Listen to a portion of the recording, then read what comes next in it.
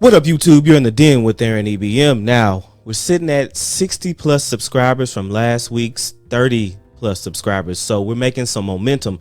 We're making some headway, and I appreciate you for sticking with me through this journey. And we're going to get bigger. We're going to continue to grow and do great things. So I appreciate the support.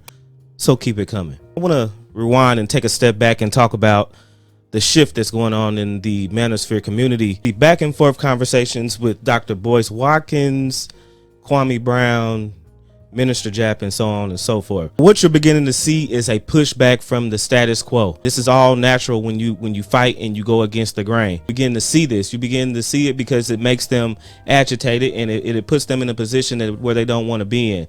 And this whole community, you see a lot of times we talk about the female nature against the male nature, and how we differ and what we do different and what makes us different.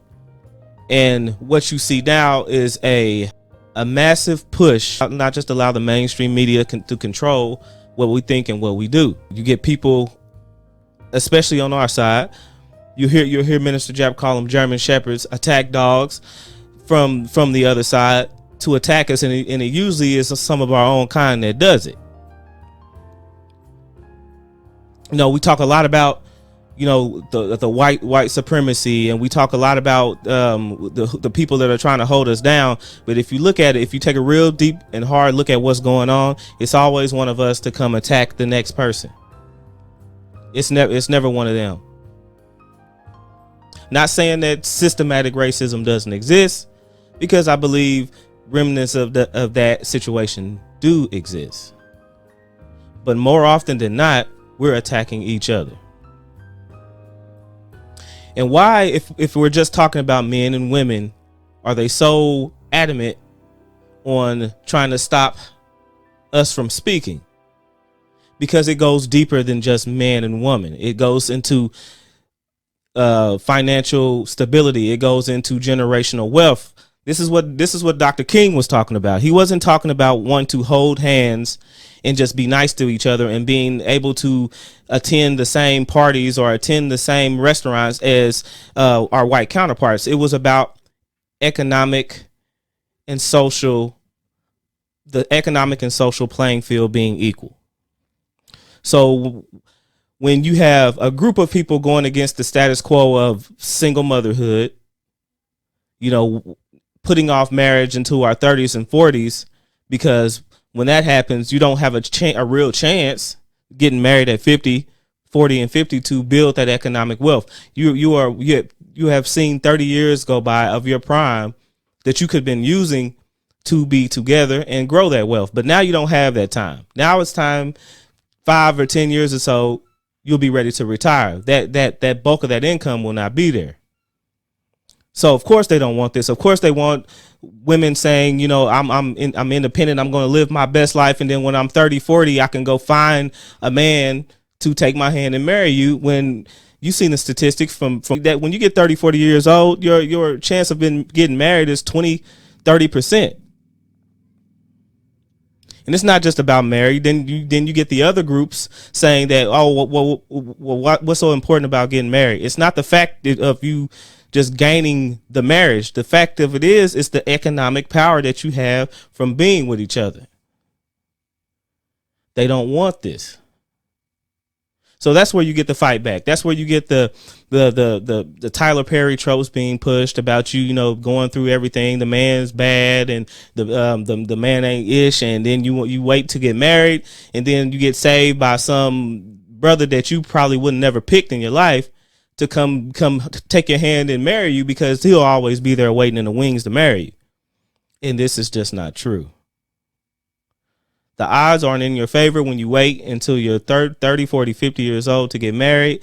And then when you wait that long to get married, the chances of you building economic wealth are slim to none. Yeah, you can have jobs. You can have stable jobs and everything like that. But the fact of the matter is, that big wealth that you want to see probably won't happen. So now you see the major figures, the major heads, the Boyce Watkins going at Kwame Brown. These shouldn't even be two people even really talking on a scale of which they were talking. And then you have him go at Kwame Brown, which now you can see that he says some of the same talking points in the Manosphere is about having manhood, embracing your manhood, and then not being down for you displaying your manhood and being a man. That's all he's saying. Being respected as a man, being respected as a black man, and not being slick told that your life isn't worth anything because it's not emulating what they feel like it should emulate. And you've seen a lot of different content creators go at Boyce Watkins, saying that, you know, the behavior that he was exhibiting while getting his crush to marry him after 20 something years was a mistake. Now this is a grown man. He can do what he want to do. We all understand that, but it's not, you know, they're saying that, hey, look, I can wait 50 years and I can turn down this guy in his prime and then go have my fun, get married, have a baby, and then he'll still be waiting for me when I get back. That's what they love to push because, be honest with you, the media has been ran mostly by women. Women love these archetypes, and they love this story because they've been told they can do what they want to do and have fun and then come back, and then you'll still be there waiting in the wings to take their hands. And the story goes round and round. But we're saying, we're trying to tell the young men and the young brothers coming up that this isn't good. You want to get married when you're younger, when you're in your prime, hopefully by 25-ish. Build that economic wealth and continue to go. The odds of you getting married to a woman that already has kids outside of your relationship and being successful in that marriage is minimal too. You're taking on liabilities. Those kids don't bring anything to your relationship, so they are a liability. They're not your seed, they're not your offspring. They can't take your name and continue to spread it and to spread your genes in the world. You're not gaining anything from doing so. Now, are there people that fall in love and have something to gain from each other and do that? Yeah, I mean, they're the outliers, but the majority, this just isn't true. So when they don't like it, when you stand up and you are saying that you're a free thinker, that you're not going to sit here and take all these, you know, progressive liberal media tactics and playbook and rules, and you're going to go against it, that you get fought back. And that's what you're seeing with Kwame Brown. That's what you're seeing with Kevin Samuels.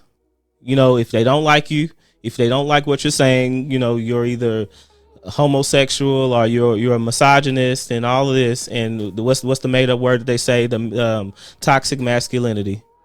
It's an all out war and an all out fight against men.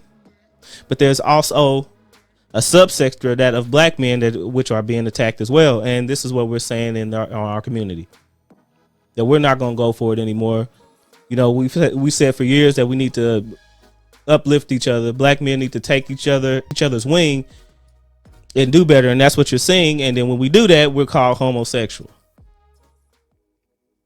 You know, why we're going to kill each other and argue with each other and not build each other up, because that's what you say all the time. You say, why don't brothers be there for each other? And then when we are there for each other, we're what I said. That's how you know you're being attacked. When they attack your character instead of go at you with the facts and figures, you know it's something more to it.